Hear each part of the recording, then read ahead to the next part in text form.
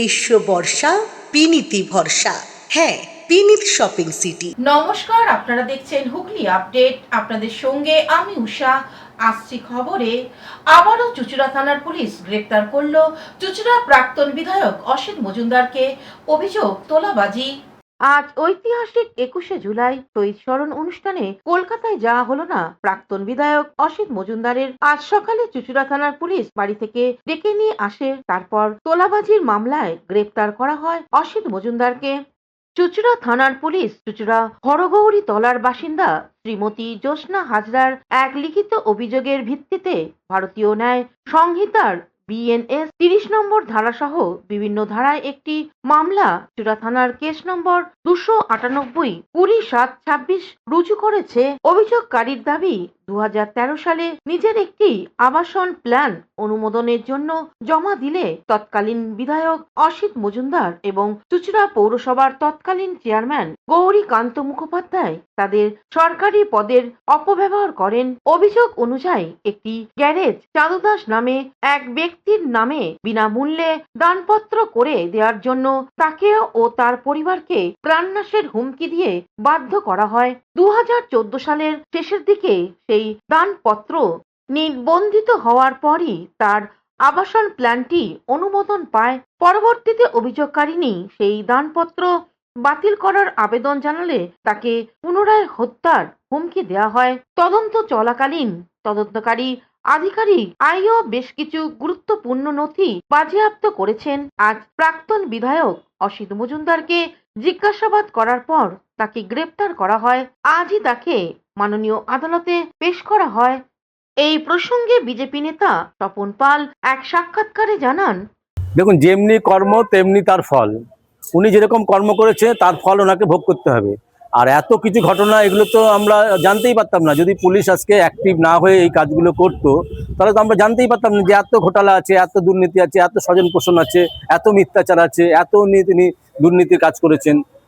তো আমরা সবই শুনেছি, কিন্তু এই তথ্য প্রমাণ দিয়ে পুলিশ এইসব কাজগুলো না করলে তো জানতেই পারতাম না।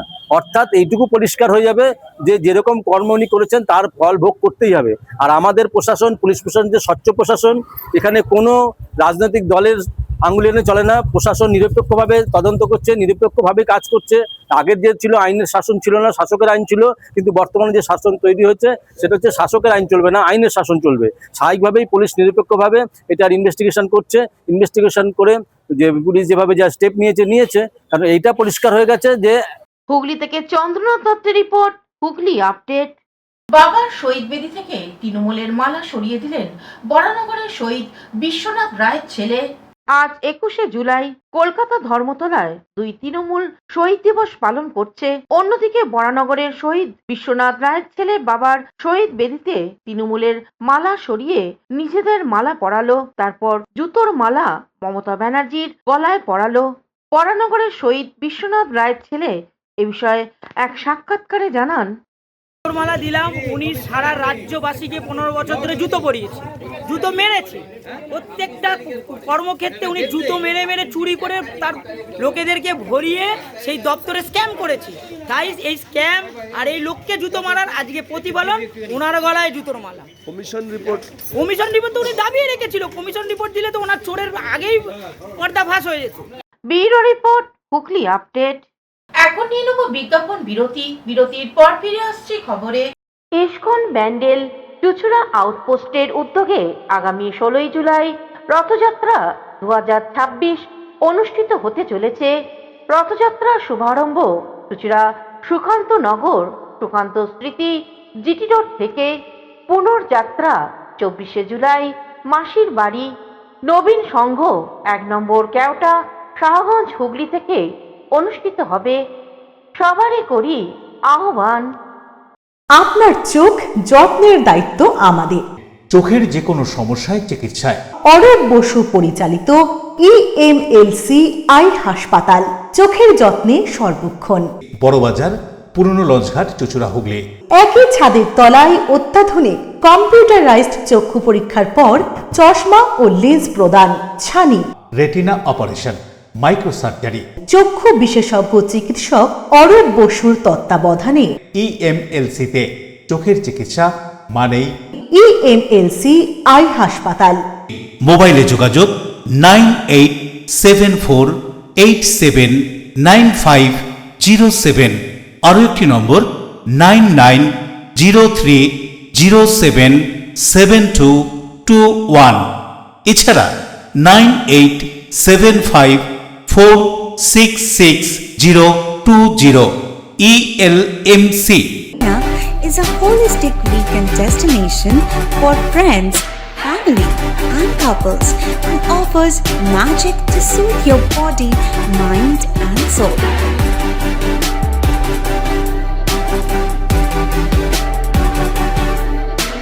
Aqua Marina, your customized magician.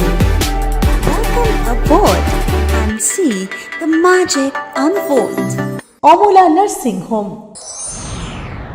Enjoy a weekend at Vedam, the paradise of peace. A home away from home.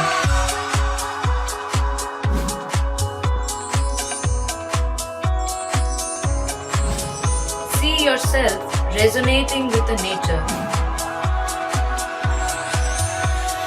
Vedam welcomes you to create your best memories. বিরতির পর ফিরে এলাম খবরে। প্রাক্তন মন্ত্রী বেচারাম মান্নার ঘনিষ্ঠ 4 জন তৃণমূলীকে গ্রেপ্তার করল চণ্ডীতলা থানার পুলিশ।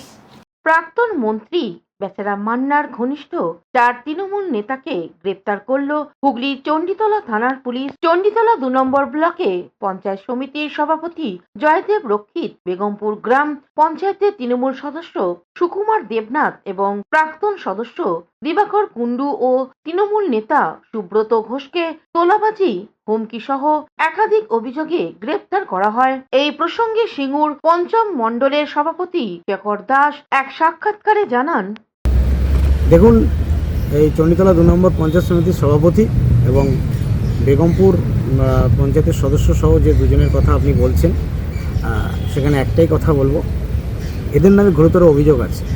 এক হচ্ছে 2018 সালে এই পঞ্চায়েত সমিতির সভাপতির নেতৃত্বে ভারতীয় জনতা পার্টির পার্টি অফিস ভাঙচুর করা হয়। দলীয় কার্যালয় ভাঙচুরের পাশাপাশি কর্মীদের উপর অমানবিক অত্যাচারের নিদর্শন আছে। তো তারই একটা কেস চলছে, সেই কেসের সাক্ষ্য সুদীপ্ত চট্টোপাধ্যায়। আজকে অর্থাৎ 20/7/2026 সোমবার, আজকের ডেটে একটা সাক্ষ্য প্রদানের বিষয় আছে।